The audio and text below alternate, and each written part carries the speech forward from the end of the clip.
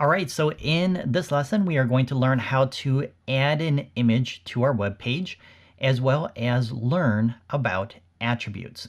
So if we come over here to our working folder, we can right-click on it, and we can navigate to the folder that this file is attached to, and it should open it up like this. And then we just need to navigate to the file that we downloaded previously, which includes our resource files. And if we select our tree here, we want to add that into our working folder. So there's a few different ways you can do that. You can right click and select copy, or you can use your keyboard shortcuts, which is Command or Control and C, or you can go up to the menu and select copy from up there. Whatever works for you. I'm just going to go ahead and paste that file into my working folder. And once I have that done, it will then show up in my left panel here with the rest of the files that I have, in this case just index.html. And we can now click on that to see the actual image. Let's go back up here to our working file and add our image with our image tag, which is img. And then if we go ahead and close that out, nothing happens. We don't have an image.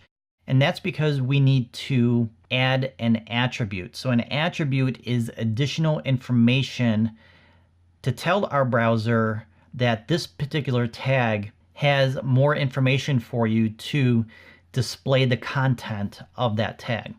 So we need to go inside that tag and add an attribute. So we're going to start off by creating a space, and then we need to add the attribute name. So we need to add a source for that particular file. So we need to type out src for source. So that's the attribute name. And then we add an equal sign. And then we need to add a value.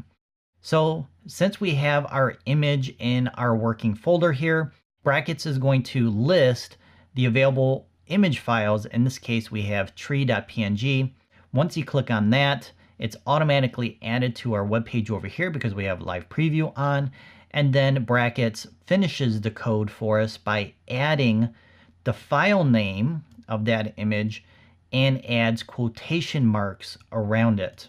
So this is useful if the image file is located in the same folder as the HTML file that the web browser is referencing. So if on your server you have everything in one folder, then you can just type out the image tag and the attribute like this. But if you're using a WordPress website, chances are that folder of images is going to be in a separate location versus your HTML files. In that case, you need to add an actual web address inside of here to let the browser know to locate that particular file or image in that particular folder structure of that web page. So everything else stays the same, img for the tag, src for the attribute name, and then we just type in the web address here. So I'm just going to go ahead and type in a web address from one of my websites, and when I do, that image is replaced with the image at this location, which is parkerphotographic.com. We then need to go to this folder, then this folder, then this folder, then this folder. And then inside of all these folders, we have this file name, which is this image here. So that's how you add an image, either by having it in the source folder or a separate folder. I'm going to go ahead and undo that with Command or Control and the letter Z. Okay, now that we have our image here, we can actually add an additional attribute known as the alt attribute. So we're going to go ahead and do that.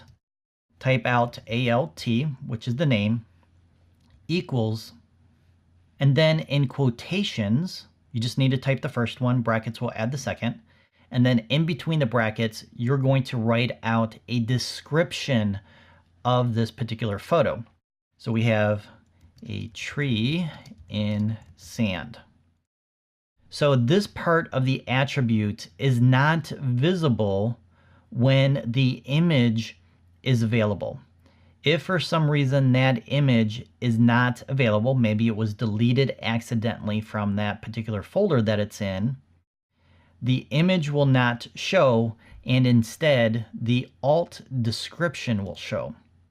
So if I change this file name to TRE, we can see that the image disappears. We have a little icon here, and then next to that, we have the alt description, a tree in a sand.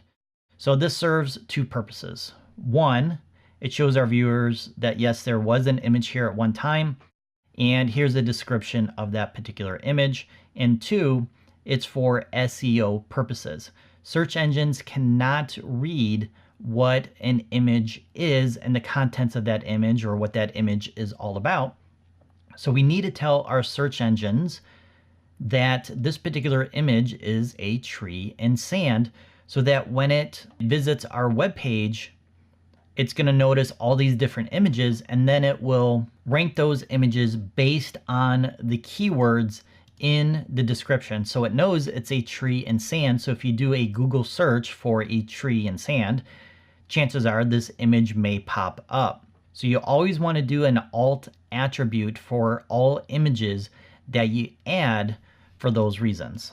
All right, now you know how to add images to your web page.